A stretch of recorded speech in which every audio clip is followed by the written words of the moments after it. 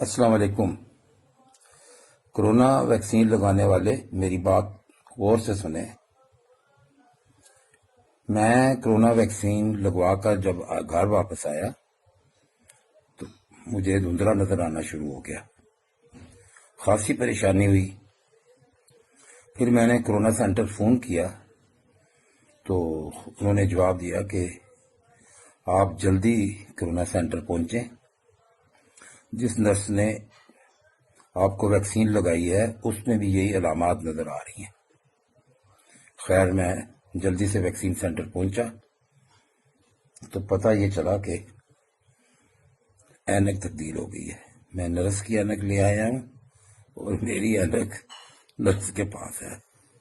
تو جب آپ ویکسین کروانے جائیں تو احتیاط سے اپنی اینک واپس لے کے رہیں۔ شکریہ۔